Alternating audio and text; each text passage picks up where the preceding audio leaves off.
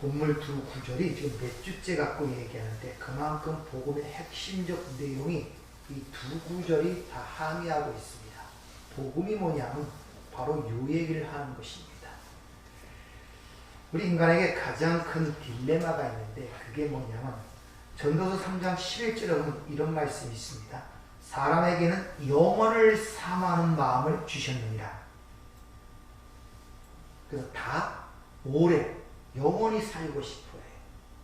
근데 실제적으로 그렇지 못하다는 것을 또 사람들은 압니다. 여기 딜레마가 생기는 거예요.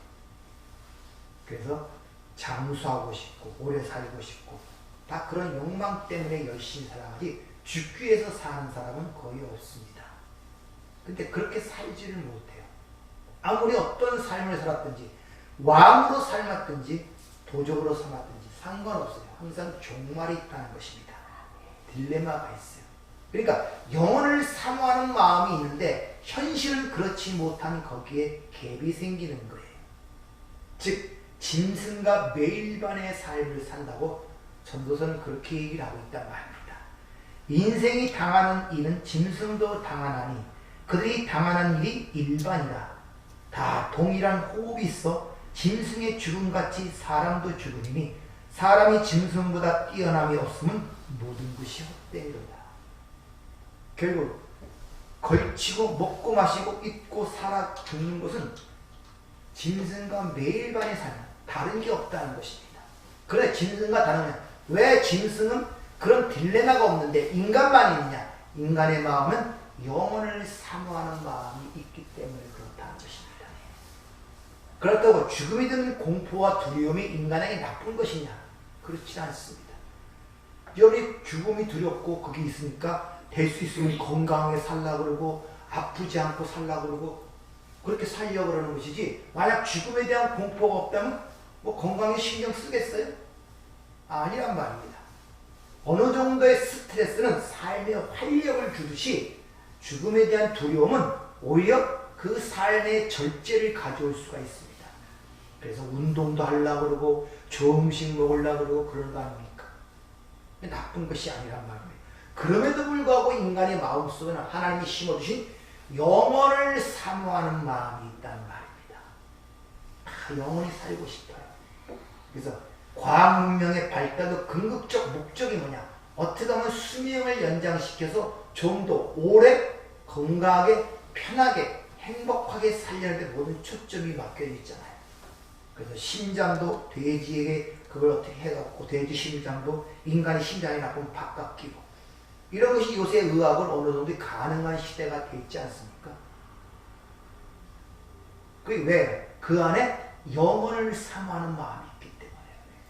근데 현실은 그렇지 못하고 여기 항상 딜레마가 있는 거예요.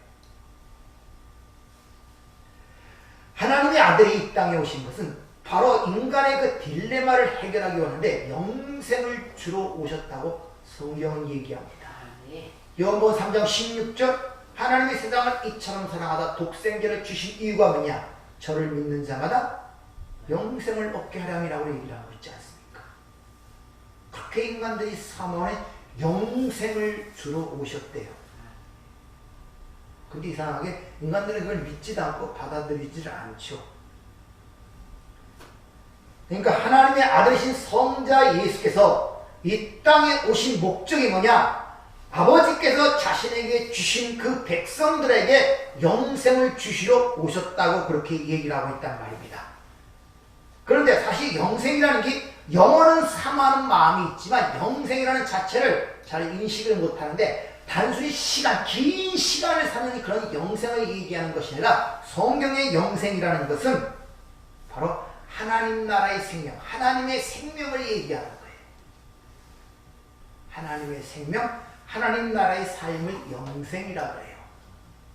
무한정 오래 사는 이런 시간적 개념이 아니라 영원한 세계에서는 시간적 개념이죠. 그러니까 신적인 생명, 신령한 몸, 하나님 나라의 생명을 영생이라고 그렇게 이야기를 하고 있다는 것이죠.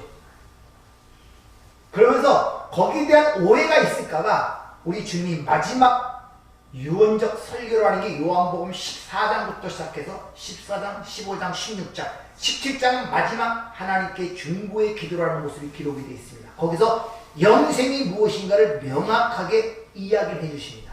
17장 3절 영생은 곧 유일하신 참 하나님과 그의 보내신 자 예수 그리스도를 아는 것, 정확하게 정의를 해요.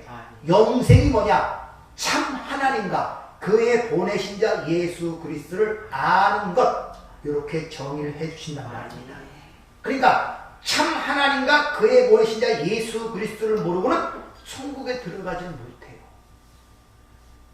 영생에 들어갈 수가 없다는 것입니다.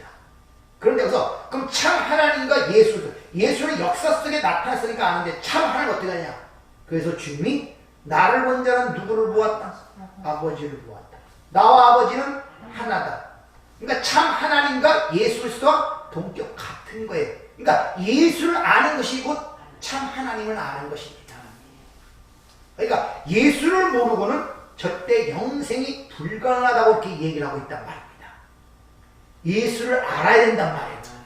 무슨 말이냐? 예수가 왜 이 땅에 오셔야만 했으며, 왜 죽으셔야만 했으며, 또 왜 죽으심을 통해서만이 우리가 살 수 있는 우리의 처지가 어떠해 있는가를 명확하게 알아야 된단 말이에요. 분명히 얘기하잖아요. 영생은 그분을 아는 것이 영생이라고. 영생에 대한 다 마음대로 있고 요구를 하고 있지만 정확하게 예수에 대한 관심이 없단 말이에요. 그분을 알려고 하진 않아요.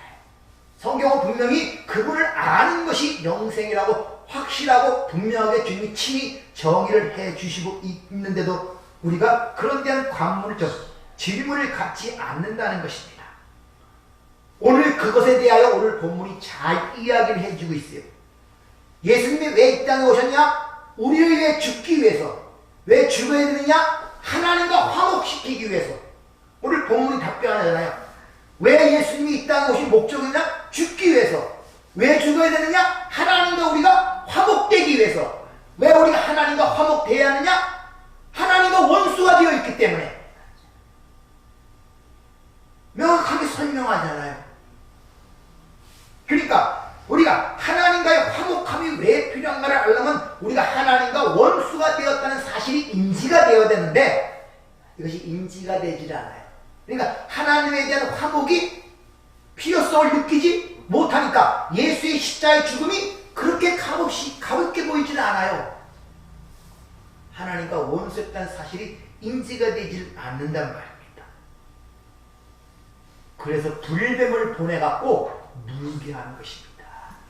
그래서 시몬을 불러서 네가 가서 깊은 데로 금을 내려봐. 네 뜻대로. 그 그물에 잡힌 모든 물고기들은 다 찢어진 그물이 파괴가 되고 그걸 실은 배까지도 침몰되는 모습을 그려내는 거예요. 이런 결국이 그렇다 이 말이에요. 네 실상을 먼저 알란 말이에요. 원수가 되었으면 안단 말입니다. 그래야 왜 하나님과의 화목이 필요한 줄 알고 그 화목을 필요한 반드시 하나님의 아들이 이 땅에 오서 사람의 몸을 입고 오서 죽으셔야만 하는가 십자가의 필요성을 깨닫게 된단 말이에요. 오늘 그 답변이 오늘 얘기를 해주고 있다는 것이죠. 이제 단순히 예수님이 내 죄 때문에 위해서 어떤 감상적인 그런 단순한 얘기로만 인간의 아주 본질적이고 근원적인 문제를 지금 이야기를 하고 있단 말입니다. 히브리서 11장 3절을 보면 이 모든 세계가 하나님의 말씀으로 지어졌다 그러죠. 우리가 보이는 이 세상은 나타난 것으로 말미암아 된 것이 아니라 보이지 않는 것이 나타난 것이라 그래요. 그러니까 보이지 않는 어떤 것들을 드러내는 것이 보이는 세상이란 말입니다. 이것이 그게 뭐냐? 당신의 백성들에게 너희는 내 은혜와 내 국률하심을 그 안에서만 존재할 수 있다는 것이 바로 보이는 이 모든 것을 통해서 그걸 드러내고 있단 말이에요. 그래서 여러분들이 인간의 수단과 방법, 노력, 애쓰 같은 수많은 것들을 온갖 자기가 인간이 할 수 있는 모든 지식과 재능과 그걸 다 투자해도 결국 어떻게 됩니까? 죽잖아요. 너희들 힘으로 내는 게 아니오니 가리키는 거예요. 지금 그걸 드러내고 있는 거예요. 이 역사는, 이 보이는 세상은 안 되는 거예요.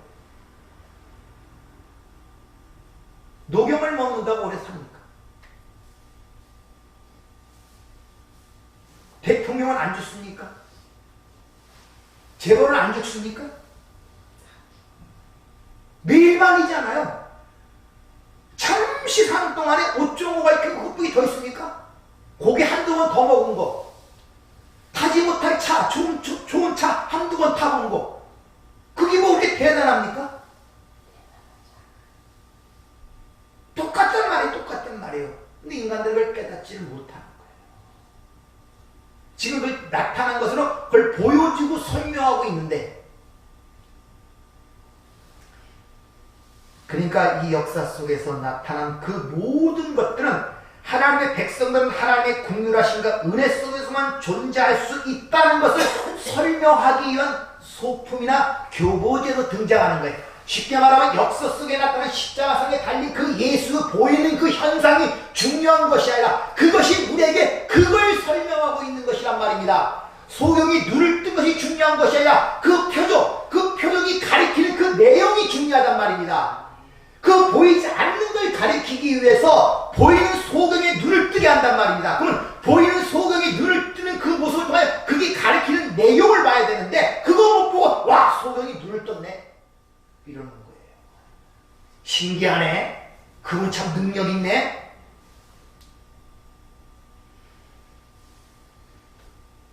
그 모르는 그 사람들이 전부 다 이렇게 신약에 나타난 모든 치유의 사역과 모든 게 그렇단 말입니다. 무리를 걸어가는 그 역사도 그래요. 와 저분이 전능하시 슈퍼맨 같다. 거기서 끝나요. 그걸 통해서 뭘 드러내고자 하는지를 모른다니까요. 그냥 보이는 것만. 그 자체는 교보제예요. 소품, 사용되는 소품이란 말입니다. 보이는 것이 그거라면은 그 예수가 지금 그 모습을 갖고 살아있어야 될 거 아닙니까? 네? 그 부활하신 예수가 살아있어서 여러분 지금 보여줘야 될 거 아니에요? 이렇게 사람들은 그 보이는 것을 통하여 보지 못하는 것들을 가리키게 주는데 그 소품과 교보제가 진짜인 줄 알고 거기 붙들고 있는 것, 이게 가짜 믿음, 귀신의 믿음이라는 것입니다. 더러운 영, 잘못된 말, 왜곡된 말, 이게 시몬이 던진 글, 거기에 다 걸려 들어오는 것들은 하나님이 다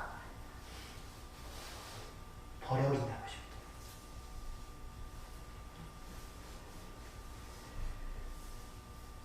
그것에 대하여 설명하는 것이 바로 마태복음 20장의 포도원 품꾼의 비유입니다.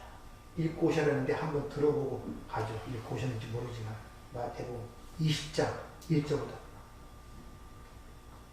어떤 내용인지 한번 잘 들어보세요. 천국은 마치 품꾼을 얻어 포도원에 들여보내려고 이른 아침에 나간 집주인과 같으니 그가 하루 한 데나리온씩 품꾼들과 약속하여 포도원에 들여보내고 또 제3시에 나가보니 장터에 놀고 서 있는 사람들이 또 있는지라 그들에게 이르되 너희도 포도원에 들어가라. 내가 너희에게 상당하게 주리라 하니 그들이 가고 제6시와 제9시에 또 나가 그와 같이 하고 제11시에도 나가보니 서 있는 사람들이 또 있는지라. 이르되 너희는 어찌하여 종일토록 놀고 여기 서 있느냐. 이르되 우리를 품꾼으로 쓰는 이가 없음이니이다. 이르되 너희도 포도원에 들어가라 하니라. 저물매 포도원 주인이 청지기에게 이르되 품꾼들을 불러 나중 온 자로부터 시작하여 먼저 온 자까지 삭슬 주라 하니 제11시에 온 자들이 와서 한 데나리온씩을 받거늘 먼저 온 자들이 와서 더 받을 줄 알았더니 그들도 한 데나리온씩 받은지라. 받은 후 집주인을 원망하여 이르되 나중 온 이 사람들은 1시간밖에 일하지 아니하였거늘 그들을 종일 수고하며 더위를 견딘 우리와 같게 하였나이다.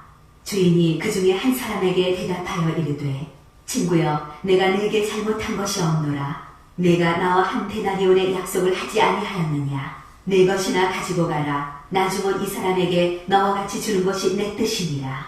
내 것을 가지고 내 뜻대로 할 것이 아니냐. 내가 선함으로 네가 악하게 보느냐. 이와 같이 나중된 자로서 먼저 되고 먼저 된 자로서 나중되리라. 자, 이 천국 비유라고 하는데 1절이 이렇게 시작이 되죠.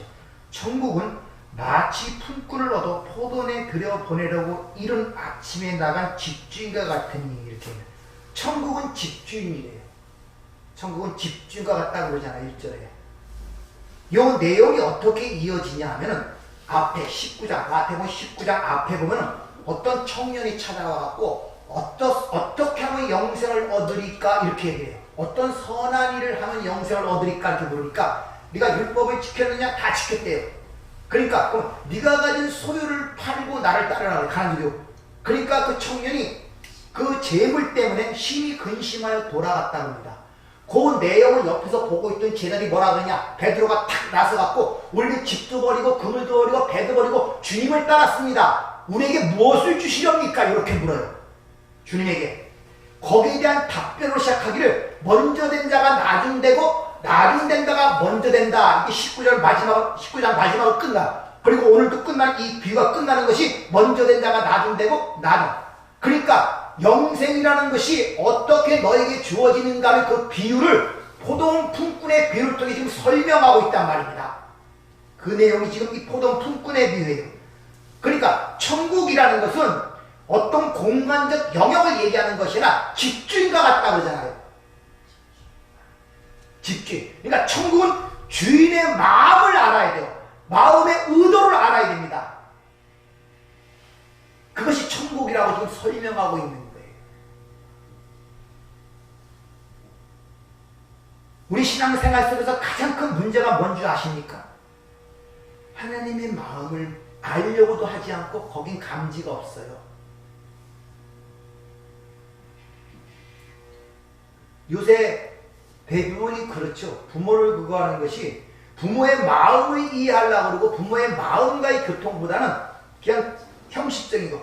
용돈이나 주고 뭐 생일날 와서 밥이나 사주고 그러려고 그러지 부모가 지금 그 나이에 뭘 생각하고 마음이 어떤지를 헤아리려고 하지 않습니다. 똑같은 결과예요. 여기에. 하나님의 마음이 어떤지는 관심이 없어요. 그분이 우리에게 주는 팥구물처럼 붕어빵에만 관심이 있단 말이에요.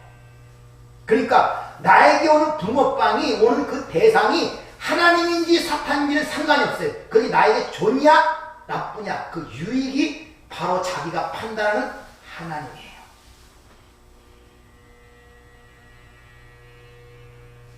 주인의 마음을 알아야 한다는 것입니다. 즉 천국은 예수 안에 담긴 그 아버지의 마음을 알아 거기에 감사하고 그 은혜에 찬송하는 것이 바로 천국이다 이런 말이란 말입니다. 그것이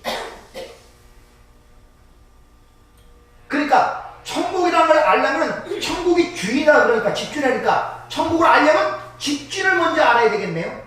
천국이 집주인이라니까. 그러니까 천국을 사는 자들은 집주인의 마음을 알아요. 그 집주인의 마음을 알게 되면 찬송과 가절처럼 초막이나 궁궐이나 어디서나 천국이에요. 하나님 안에서 안정과 평안을 누린단 말입니다.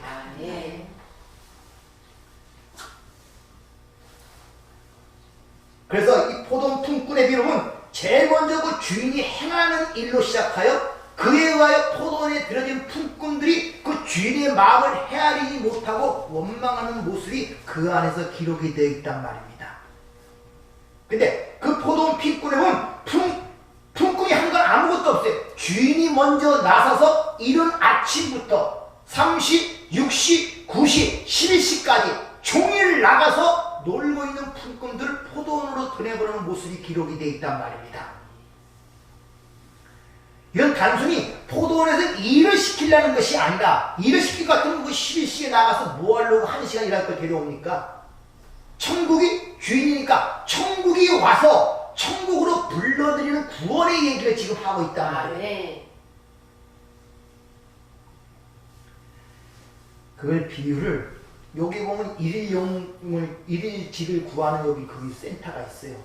하루 일당을 벌어먹고 사는 날품을 푸는 사람들이죠. 이 사람들은 새벽부터 나가서 일거리를 찾아서 하루를 벌어야 가족이 먹고 사는 그런 사람들의 일상생활을 갖고 비유를 통해 말씀하는 거예요. 이들은 하루를 벌지 못하면 가족이 굶습니다. 근데 자기 마음대로 찾아갈 수 있는 입장이 아니에요. 주인이 와서 불러줘야 가는 것이 바로 그들의 삶의 모습이란 말입니다. 그러니까 어떤 그 일꾼들은 그 주인이 와서 불러주는 것이 진짜 간절하게 필요해요. 왜? 자신의 생계와 관계가 되기 때문에 간절하단 말입니다. 이같이 하루마다 주인의 국률의 손을 기다리는 사람들에게 바로 포도원 주인이 그들에게 가는 거예요. 그리고 그 당시 하루 품삯인 한 데나리온을 약속하고 그들 품꾼들을 포도원으로 들어 보낸다고 있단 말입니다. 이렇게 자기 하루 있다 그걸 벌지 못하면 가족도 죽고 자기도 못 먹고 사는 그런 상황 속에서 어떤 사람이 와서 자기를 불러줬을 때 그 기쁨이란 이루 말할 수가 없죠. 기쁨을 아마 일을 했을 것입니다. 왜? 가족들이 굶지 않아도 되기 때문에, 쉬운 말로 주인의 국률함 때문에 이 사람이 사는 거예요. 거기서 한 데나리온이라는 것은 곧 생명을 얘기하는 것입니다. 그래서 데나리온, 달란트 비유가 있죠. 한 달란트를 숨기죠. 그거와 연관시켜보면 쉽사리 아마 이해가 될 겁니다. 그런데 그것이 이른 아침에 나와서 보낸 다음에 3시에 주인이 또 나와요. 그리고 6시에도 또 나오고 제9시에도 또 나오고 마지막 저녁 해질 때 1시간 남았는데 그때도 또 나와요. 제11시에 나와서 그때까지 그 품꾼들을 데려다가 자기 포도원으로 보내버린 주인의 열심이 먼저 부각이 되어 우리에게 보여주고 있단 말입니다. 이걸 하나님의 열심이라고 해요. 저와 여러분이 예수를 믿고 구원의 완성에 이르기까지 이 하나님의 열심 때문에 완성이 되는 것이지 여러분이 믿음이 툭 출나갖고 되는 것이 아님을 가르쳐주고 있단 말입니다. 그래서 이사야 37장 32절에 보면 이제 남은 자가 예루살렘에서 나오며 피하는 자가 시온산에서 나올 것이라 만군의 여호와의 열심히 이를 이룰 것이니라. 하나님의 열심을, 그 주인의 열심이 그렇게 보여지는 거예요. 우리가 찾아가는 것이 아니라 계속 나와서 놀고 있는 그들 살려내는 모습이 지금 여기서 우리에게 보여지고 있다는 것이죠. 그러니까 벌지를 못하면 굶을 그들에게 포도원에 들어보내서 그들에게 하루의 일용할 양식을 사 먹을 수 있도록 한 데나리온을 지불하기 위해서 주인이 하루 종일 나와서 그들을 자기의 포도원으로 불러들이고 있단 말입니다. 포도원의 품꾼의 비유가. 그런데 마지막 제11시에 왜 시간별로 나오는 거 보면 이런 표현이 나옵니다. 제11시에도 주인이 나와서 이 품꾼들을 봅니다. 주인이 왜 놀고 있느냐 묻자 그들이 대답이 아무도 우리를 불러주지 않습니다. 무슨 말입니까? 아무 쓸모도 없고 무능력한 자들이었어. 아무도 안 불러주니까 무가치한 자들이었단 말입니다. 품꾼의 자격, 능력이 있어서 그 포도원의 품꾼으로 부르는 것이 아니라 전적인 주인의 국률함으로 불렀음을 이런 표현들을 통해서 우리에게 지금 알려주고 있는 거예요. 그러니까 그렇게 나와서 품꾼을 불러들이는 이유는 어떤 일을 시키기 위한 것이 아니라 그들을 살리기 위한 주인의 열심이 보여지는 거예요. 그들이 그런 쓸모없는 사람들을 포도원으로 불러주시고 그들에도 똑같이 한 데나리온을 받게 됩니다. 얼마나 감사한 거예요. 오늘 하루 공쳐서 우리 가족이 굶는 그 상황 속에서 어떤 주인이 와갖고 1시간을 일하는데도 한 데나리온을 준다니까 그 기쁨이 얼마나 크겠습니까? 아마 그 포도원에는 아침부터 가서 일하는 사람들은 전부 다 기쁘고 즐겁게 일을 했을 것입니다. 주인에게 감사했을 것입니다. 근데 문제는 해가 떨어지면서 밤이 되면서 품삯을 지불할 때 문제가 생기는 거예요. 맨 마지막으로 온 사람으로부터 한 데나리온을 지불하자 아침 일찍 온 자가 갑자기 생각이 변하기 시작해요. 자기 생각이 드러나기 시작한단 말입니다. 쉽게 말하면 자기의 처음 자리, 또 주인이 한 데나리온에 약속한 그 약속, 이걸 잃어버리고 불평이 나오기 시작한단 말입니다. 내가 한 만큼 보상을 더 받아야 된다는 그런 계산이 생기기 시작하는 거예요. 자기 처음 자리를 잃어버렸죠. 약속을 잃어버렸죠.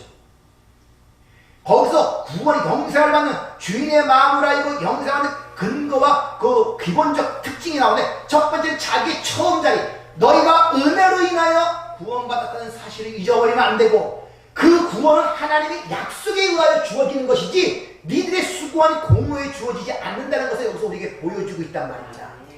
그걸 잊어버리고 자기의 처음 자리과 약속된 주인의 약속을 잊어버리고 이제 자신의 판단과 자신의 생각으로 남들과 자신을 비교하면서 나는 내 일한 만큼 더 받아야겠다는 그런 계산이 그런 생각에 사로잡히게 된단 말입니다.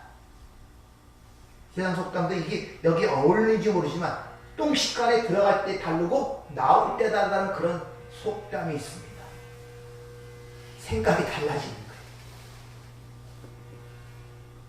이렇게 자신이 한 일과 다른 사람의 것으로 비교하면서 은혜가 불러주신 은혜가 망각되기 시작하고 약속이 잃어버리게 되고 그러다 원망과 불평이 터져나는 것입니다. 근데 세상에서는 이것을 세상적 공평이라고 하죠.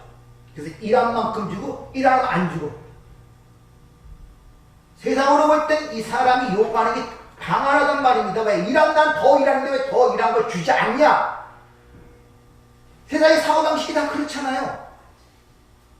그걸 공평이라고 그러고, 1시간 일한 사람이랑 12개 일한 사람은 똑같이 한 배를 쓰면 이 세상으로 공평한 것이 아닌데 이건 불공평한 거예요. 그러니까 너희 생각과 내 생각이 다르다고 오전에 말씀을 드렸죠. 그때 주인이 뭐라고 합니까? 아니 왜 불평하느냐 이거예요. 너와 내가 한 대량을 약속했지 않느냐. 그렇게 약속했지. 약속을 잃어버린 거예요. 하나님의 언약을 잃어버린 것입니다. 그리고 너에게 은혜를 베풀었지 않느냐. 내가 불러드렸지 않느냐. 그걸 모르느냐? 지금 그 늦게 온 자에게 내가 은혜를 베풀었다 해서 너와 비교하여 그 은혜 베푼 것을 네가 시기하느냐? 이렇게 묻고 있는 거예요. 그걸 시기하고 있느냐? 잊지 말아야 됩니다. 우리의 구원은 어떤 자격이나 능력이 있어 얻은 것이 아니라 오직 하나님의 은혜로 이뤘다는 사실을 절대 잊어버리면 안 된다는 것입니다. 성도의 각자 이 세상의 외양은 다 달라요. 어떤 사람은 좀 세상적으로 착하게 보일 수도 있고 악하게 보일 수도 있고 신분, 지위, 고와 뭐 생김새, 외양과 모양은 다 다르지만 그 사람이 부르심이 있는 그 자리는 전부 다 죽음의 자리, 사망의 자리, 죄인의 자리에 있었단 말입니다. 그래서 세상에서도 똥 묻은 개가 겨 묻은 게 나았다는 그 속담이 있죠. 자기의 처음 자리가 똑같다는 걸 모르고 세상적인 그런 판단으로 하나님 앞에 어떤 항변을 하는 거예요. 너도 죄인 나도 죄인 똑같은 죄인의 자리에 있었단 말이에요. 근데 그걸 잊어버린 거예요. 처음 자리를.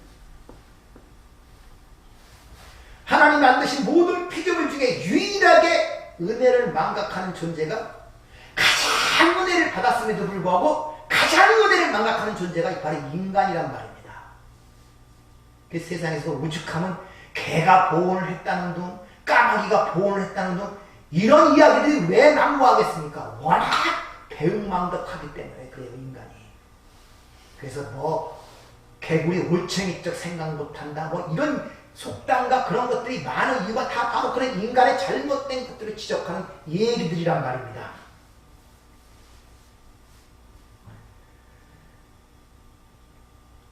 하나님이 당신의 아들에게 주신 그들에게 영생을 주시려고 이 땅에 오셨다는 것입니다.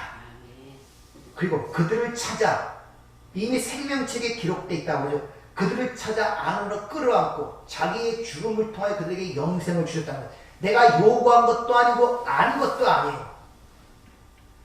믿음의 조상이라는 교회의 대표라는 아브라함을 하나님이 찾아갔지, 그 갈대로 우상 숭배하면서 하나님 나를 구원해 주세요, 하나님 만나고 싶습니다, 그래서 찾아간 거 아니에요. 하나님 일방적으로 그에게 영광이 드러났다 그래요. 은혜를 잃어버리면 안 돼요. 따라서 이 땅에서 누가 더 착하게 살았냐, 누가 더 헌신적으로 살았느냐, 또 누가 못나고 누가 잘났느냐, 그런 것이 중요한 것이 아니란 말이에요, 여러분들.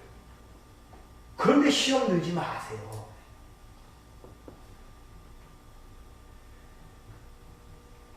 바로 여기서 아침부터 와서 일하던 자가 나중은 자들 시기하고 질투하는 이들이, 주의를 원망하는 이들이 바로 그 당시에는 바리새인과 서기관들이었단 말입니다. 이들은 수천 년부터 하나님의 선민하고 지칭하면서 율법을 지키고 제사와 그 행함을 통하여 자신의 공적과 업적을 자랑스럽게 생각하는 자들이었죠. 탕자의 비유에서도 그러죠.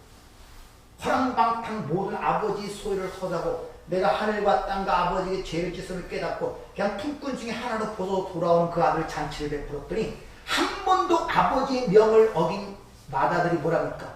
나를 위해서는 양 한 마리 잡아주지 않더니 저 다 탕진한 저 망할 놈에게는 왜 잔치를 벌여주니까? 뭐라고 얘기합니까? 아버지가 얘야, 너는 지금까지 나와 함께 있었잖아. 내 것이 다 네 것이거늘.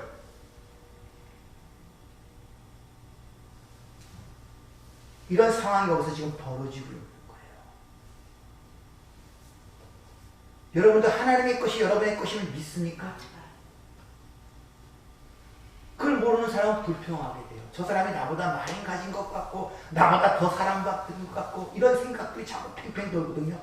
훨씬 나보다 믿음도 없는 것 같고 하는 꼬라지 봐갖고는 그리스도 같지도 않은데 뭔가 잘 되고 잘 풀리고 나는 그냥 내가 열심히 충성하고 어떻게 하면 하나님 말씀 지키려고 노력하는데 꼬라지를 비교하면 내가 훨씬 못한다. 그럴 때 뭐 나옵니까? 바로 마다들의 얘기가 나오는 거야.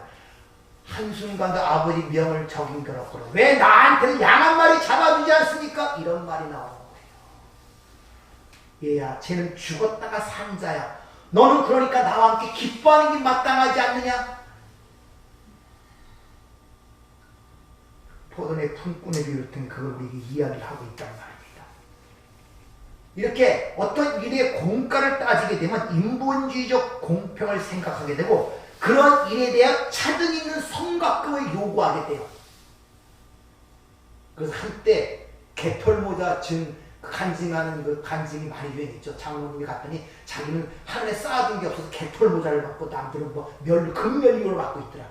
이런 호무맹랑한 얘기에 속지 말란 말입니다.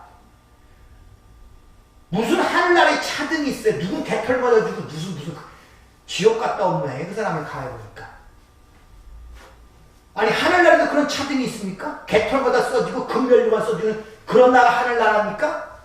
어떤 사람은 60배짜리 벤션을 주고 어떤 건 가난한 초밥집이 있는 게 그게 하늘나라니까? 아니 생각과 똑같네요. 아니 상식적으로 생각해보면 말했잖아요. 그런데 그것도 모르고 가면서 아멘하고 은혜 받았다고 눈물 흘리고 그런다니까요. 이 답답한 노릇이지. 여러분 진짜 거기가 천국이라고 생각하세요?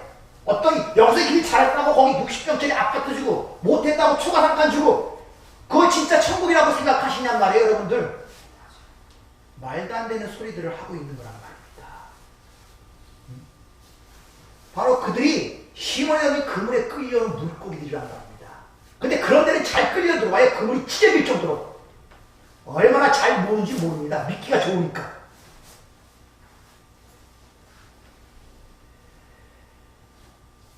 그리고 그 결말이 뭡니까? 나중된 자가 뭡니까? 먼저 된다고 그러죠. 먼저 된 자가 나중되고, 나중된다는 것은 순서가 바뀐다는 것이 아니라 지옥 간단 말이에요. 뭐 나중되니까 1등 됐다가 아니 2등으로 밀려낸다는 소리가 아니라니까 그게. 하여튼 편한 대로 하나님의 말씀 다 이해한다니까. 자기 편한 대로 싫은 대로 전부 다. 16절에 보면 이와 같이 나중된 자로 먼저 되고 먼저 된 자로 나중된 자. 이 먼저 된 자는 바로 누구겠습니까? 바리새인들, 서기관들. 율법과 희생자를 통하여 내가 선민이라고 주장하고 하나님께 인정받은 자라고 주장하는 그들이 먼저 됐는데 나중되고, 다시 말해 아침부터 일찍 와서 일한 자들, 포도원 피가 매일 나중에 1시간 일한 자들, 쉽게 말하면 바리새인들에 가여 세리와 창기로 취급했던 그들, 나가서 일했으니까 그 자기가 받은 한 달란트가 어떻게 생각되겠습니까? 황공무지로소이다. 은혜 어쩔 줄 모르는 거예요. 왜? 내가 받은 이 한 달란트는 절대 나에게 합당하지 아니하다는 걸 알고 있기 때문에 그런 자들이 주인을 사랑하게 돼요. 주인이 원하는 것은 바로 그런 마음을 이해해달란 말이에요. 그게 천국이라고. 하나님의 사랑과 하나님의 긍휼과 이런 것들을 알아달란 말이에요.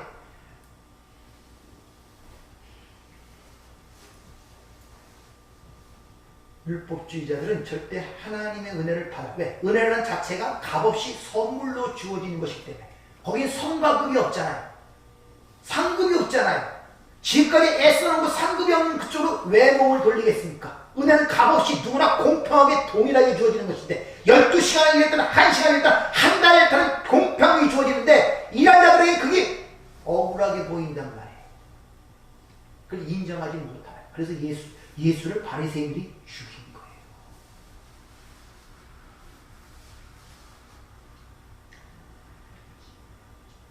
그러니까 이 1시간 일한 그들은 자기들의 고백처럼 우리를 아무도 써주지 않는 보잘것없고 미련한 자들이란 말이에요.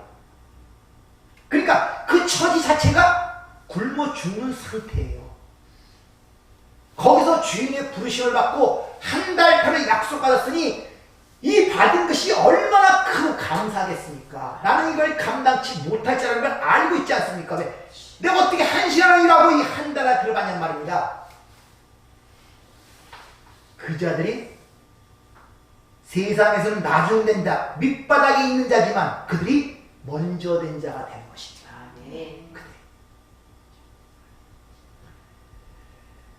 사실 자신들이 한 대나리를 받을 자격이 없음을 이미 부르심을 받기 전서부터 알고 있었어요. 왜? 아무도 우리를 써주지 아니하니까.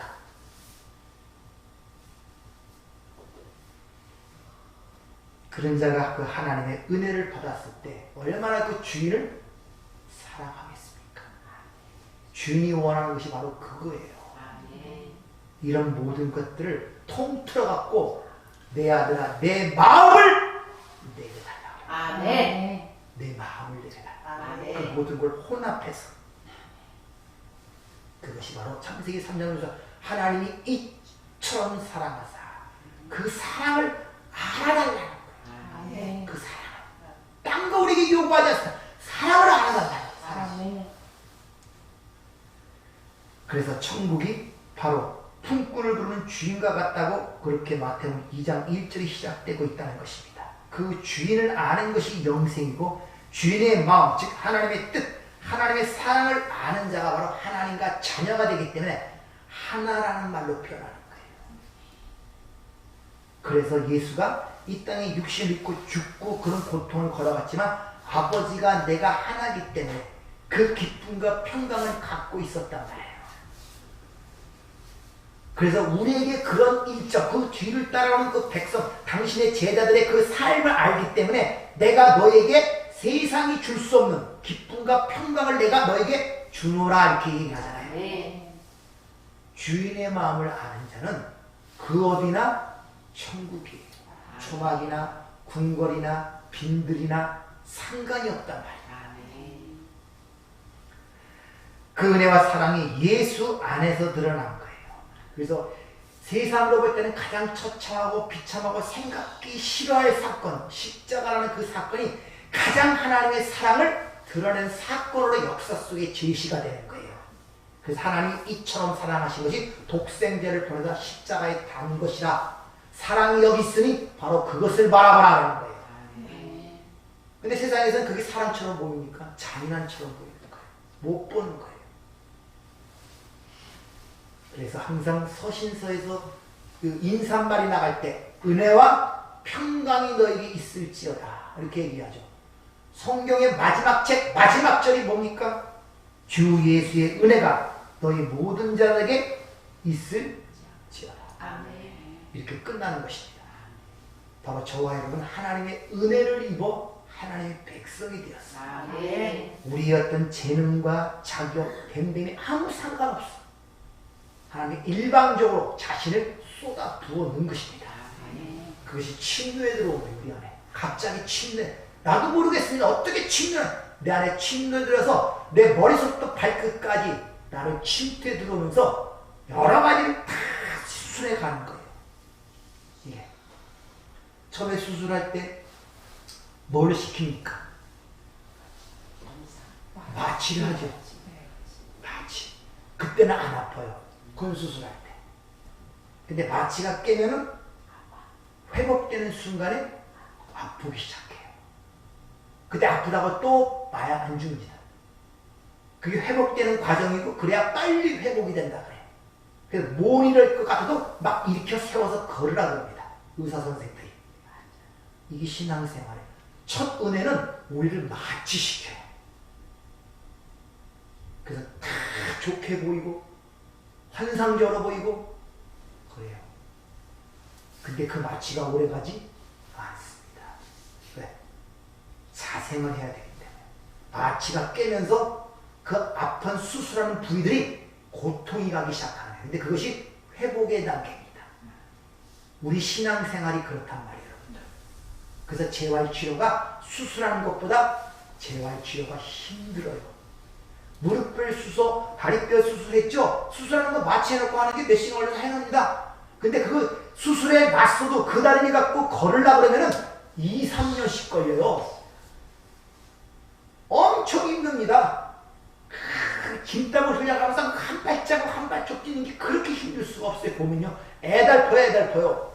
근데 그런 과정이 거쳐지지 않아 아무리 수술이 잘 됐대도 스스로 걸을 수가 없습니다. 여러분 아직도 그 마취제에 살고 싶습니까? 그건 안 됩니다. 그렇게 할 수도 없거든요. 여러분이 지금 스스로 일어나서 걸어가는 과정이에요. 첫 은혜가 사라지고 그 수술에 깨서 이제 건강으로 살아가기 위한 훈련의 과정이란 말. 하나님 나라의 새로운 피어 살아가는 과정. 거기서 여러분이 그 수술했던 부위들이 고통이 자꾸 드러나는 거예요. 쑤시고 아프고 막. 그럴 때 내가 어떤 상황에서 어떤 수술을 받아 여기 왔다는 걸 깨닫는 사람들은 그걸 원망하겠습니까? 아니죠. 이겨냅니다. 하나님께서 이길 힘을 주시고. 그래서 첫 아이가 걸음마를 뛸 때 부모들이 얼마나 기뻐합니까? 그 넘어진다고 가서 맨날 이렇게 세우면은 못 걸어요. 못 겁니다. 그러니까 한 발자국 일어서 비틀비틀대고 좋다고 막 박수치고 오라고 막 그럼 좋다고 걷다가 또 나가 떨어지고 또 깨지고 뭐 그렇다고 애가 포기하는 거 봤습니까? 신기하지 않습니까? 그런 거 보면 애가 걷다가 엎어지고 막 깨지고 그래요. 그러면 아프잖아요, 본인도. 그러면 다시 우리 같으면 안 일어날 거 아닙니까? 근데 애는 또 일어나 이상하게 그 신기하더라고요. 그게 뭔지 아십니까? 그게 생명력이라는 거예요. 하나님의 생명력은 사망을 삼킨다 그럽니다. 그것이 여러분 안에 역사하고 있는 것을 표현하기를 부활의 능력이 역사하고 있다고 사도 바울이 에베소서에 이렇게 너희가 알기를 원하기를 기도하죠. 여러분 한 주간 동안에 오전에 부탁드린 것처럼 십자가를 통해 내가 완전히 죽었음을 확인하는 한 주간이 되시고 부활절과 함께 새로운 여러분의 새 모습으로 부활하시기를 부탁을 드립니다. 은혜롭고 자비로우신 아버지 하나님 감사를 드립니다. 우리의 삶이 다 이런 것들을 하나님이 가르치는 교훈으로 주신 것들인데 우리는 아무런 생각이 없이 살다 보니까 더 소중하고 너무나 아름답고 귀중한 것들을 놓칠 때가 너무나 많습니다. 단지 보이는 감각적인 것들로 인하여 그냥 고통으로 남고 어려움으로 남고 의문과 갈등으로 남으면서 우리의 벌어진 이 앞길이 자꾸 가시덤불로 엉엉키로 엉키는 가운데 있습니다. 주님, 이런 우리의 실상을 하시는 주님께서도 오늘도 이 밤에 불러 그런 면들을 일깨우셨사오니 주님 가는 길이 더욱더 확고해지게 도와주시고 어떤 역경 속에서도 승리의 참비를 놓치지 않는 믿음의 사람이 될 수 있도록 축복하여 주시옵소서. 예수님 이름으로 기도하옵나이다. 아멘.